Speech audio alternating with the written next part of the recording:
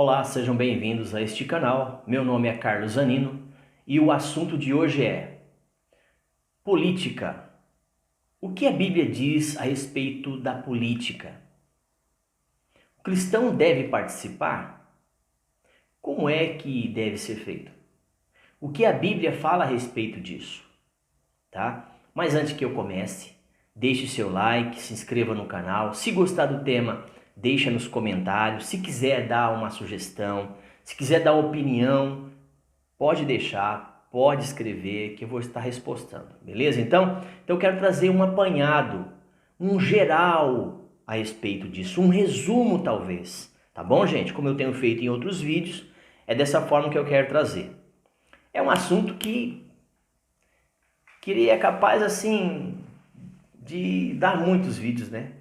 É um assunto assim que é difícil até a gente tentar resumir, né? Que na verdade não dá para resumir. Não há como resumir um assunto como este. Política, religião, tá certo? Mas nós vamos tentar ver se é possível a gente dosar, equilibrar as partes. Ok? Vamos lá? Vamos lá. O que diz o dicionário de filosofia de Nicola? Olha o que diz o dicionário de filosofia de Nicola. Definindo a questão da política. Abre aspas. É a ciência de dirigir as nações livres numa sociedade civil ou no Estado. Fecha aspas.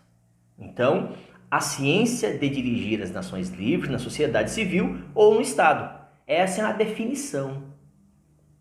Existem outras definições, mas eu achei essa assim bacana sobre o assunto, tá? Esta é a ciência ou a arte de governar, ao qual se refere ou se faz referência comum em um discurso de apresentação. E falando aqui a respeito da política e da governabilidade, ok? Então vamos lá. Então é quase impossível falar de ética cristã se não abordarmos esse assunto. Eu quero já lembrar aos irmãos e a todos que estão me assistindo que o ser humano ele é um ser tripartido. Ele é um espírito, possui uma alma e habita num corpo. Ele tem necessidades tripartidas. Ok? Então você, enquanto estiver aqui nessa terra, nesse chão, você precisa participar de tudo que acontece neste mundo. Principalmente você cristão, que é o sal da terra, é a luz do mundo, não é verdade? É o representante legal do reino, ok? Então vamos lá, até aqui tá tudo certo? Então tá bom. Uma perspectiva bíblica a respeito da política. Antes de tudo, quero afirmar de forma categórica que não há nenhuma proibição bíblica para com a política. Nada. Se você pegar de Gênesis a Apocalipse, você não vê nada sobre esse assunto que seja inapropriado, que não se possa, que o cristão não possa se engajar num cargo público, seja ele no Senado, na Câmara Federal, ou num dos três poderes aí, como queira. Ok? Então vamos lá. Ao mesmo tempo que a Bíblia não sugere diretamente que os cristãos devam concorrer a um cargo público, como governante, etc e tal, também não fazem a proibir. Ok? Nós vamos chegar um pouquinho mais à frente aqui, nós vamos ter uma ideia melhor do que nós estamos falando. Foi Deus e não o diabo quem instituiu os governos. Olha aqui, há uma passagem bíblica interessante. Não há autoridade que não venha de Deus, seja para sim, sim, seja para não, não. Não há autoridade que não tenha pelo menos a permissão de Deus sobre essa terra. Seja ela eclesiástica, seja ela secular. Tudo bem até aqui? Então, Paulo escreve dizendo, Romanos 13:1, fala sobre isso. Então, se você é um cidadão íntegro, se você tem esse desejo, essa vontade de ajudar na sociedade, então, se você tem essa aptidão, por que não? Até aqui tudo certo?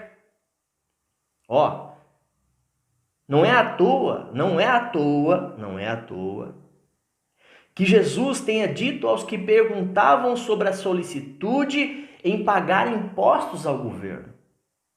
Olha lá, dai a César o que é de César e dai a Deus o que é de Deus. Falando das questões das leis, estavam regendo aquele país ou aquela nação, aquele estado, aquele lugar. E depois ele disse, mas dá a Deus o que é a Deus, o que pertence a Deus. Ok? Estamos certos? Então, Mateus 22, 21 fala sobre isso, essa passagem.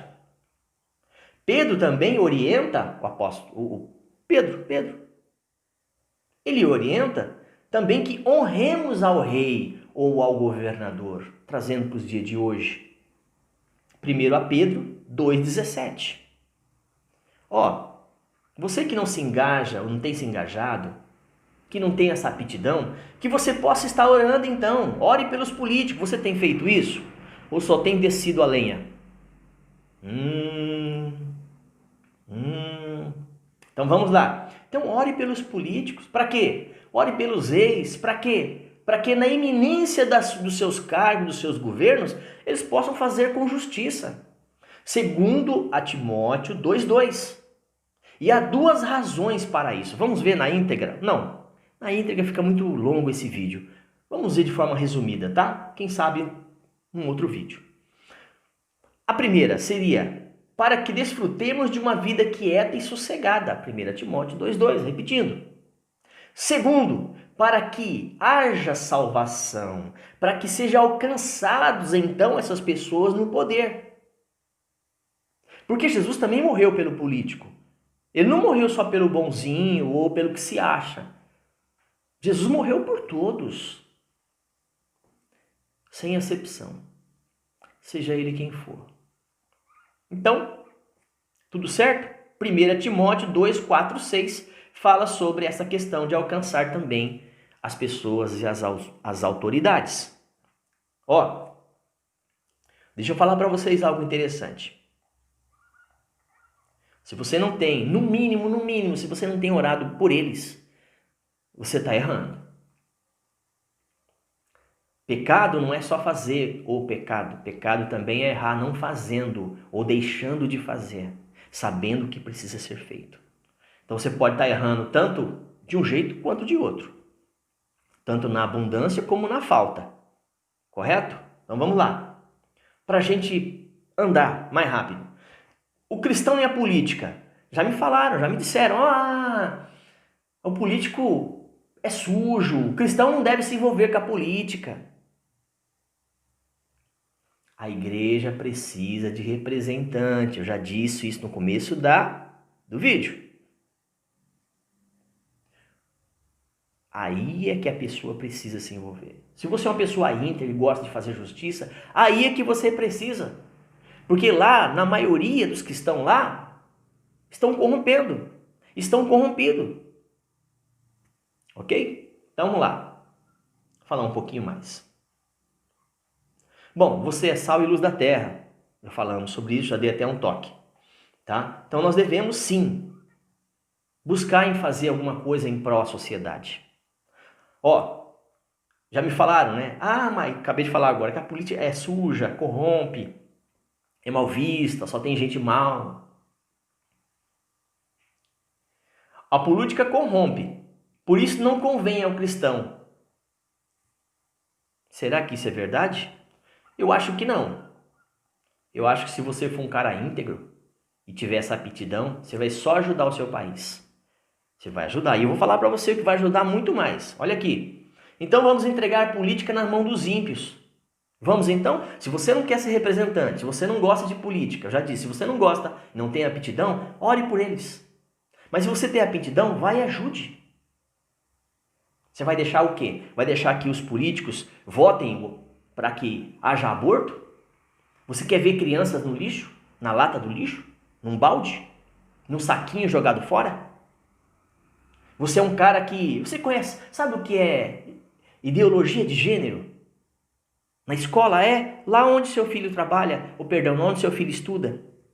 Você já estudou sobre isso? não, né? Não tem estudado nem a Bíblia, que dirá sobre esse assunto. Desculpa a minha franqueza. Mas nós cristãos, os crentes, temos sido a classe mais ignorante na questão do tocante ao saber. Nós honramos e louvamos um Deus que nós não queremos conhecer. E só conhece lendo as Escrituras. Beleza? Tá? De boa, não estou bravo, não estou nervoso, só estou sendo verdadeiro, só estou sendo bíblico. Então vamos lá. Quando os justos florescem, o povo se alegra. Quando os ímpios governam, o povo geme, sofre, padece. Você está contente com o governo?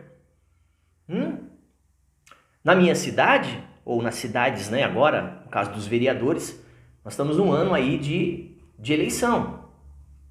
E aí? O que você acha? Logo vem para governador, aí vem para presidente da república. Então fica atento, ó. Desperta tu que dorme. Provérbios 29:2, essa passagem que eu li. Provérbios 29:2. Ninguém precisa renegar a política em nome da ética, ou da moralidade, ou da santidade. Tá certo? A menos que seja incapaz de resistir às tentações, às reversões, às distorções, às corrupções. Se você tem uma tendência a isso, se é a tua fraqueza, então não se meta na onde você não é chamado.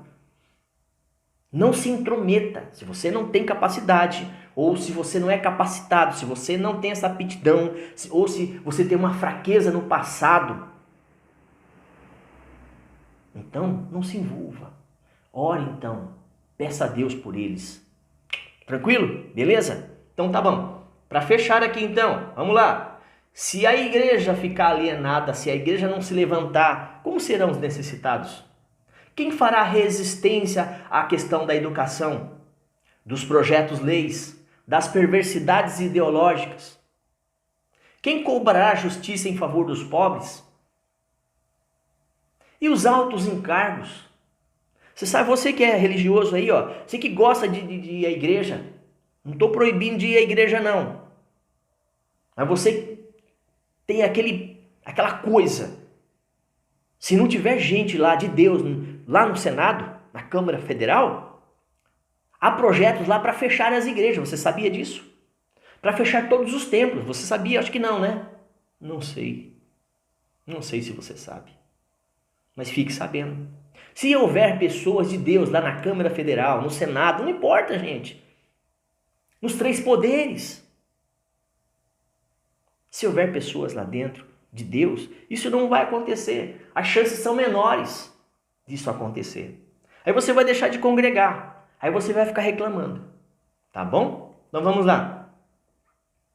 Então, eles vão acabar restringindo e até proibindo a liberdade ao culto.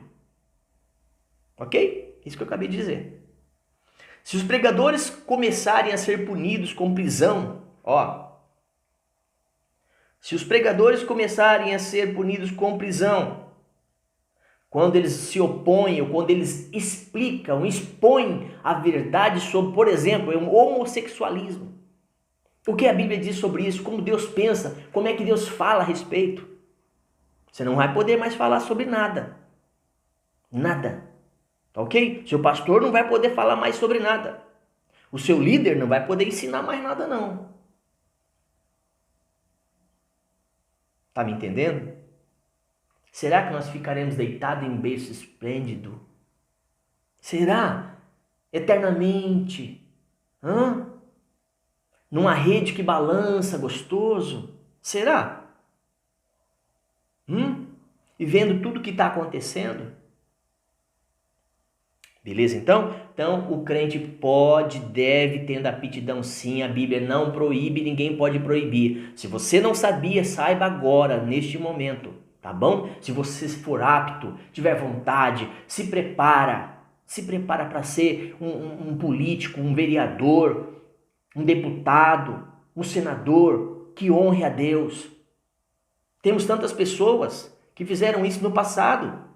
Não sei se você sabe, mas na época do Velho Testamento, inclusive, até no Novo, mas na questão do Velho Testamento, Quem fazia essa representação? Eu vou ler só um trechinho para terminar. Ó, José do Egito foi governador, como primeiro-ministro de Faraó. Você não sabia disso? Está na Bíblia.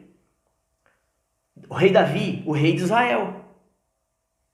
Tá? O que faremos então com relação a Daniel, Misael, Ananias, Azarias, que foram ministros na Babilônia? Neemias, governador de Judá, no pós-exílico babilônico? Há tantas pessoas que serviram em um cargo representativo, representando o seu povo, representando a sua cidade, representando a sua nação. Tá bom então? Ó, ficou meio longo esse vídeo, tá? Passou dos 16 minutos. Eu não costumo fazer isso, tá? Mas é que esse assunto é um assunto especial. Então que Deus possa te abençoar, a sua casa, a sua vida, a sua família. Deus ilumine a sua mente e o seu entendimento. Tá? Até um próximo vídeo, se Deus quiser. Até mais.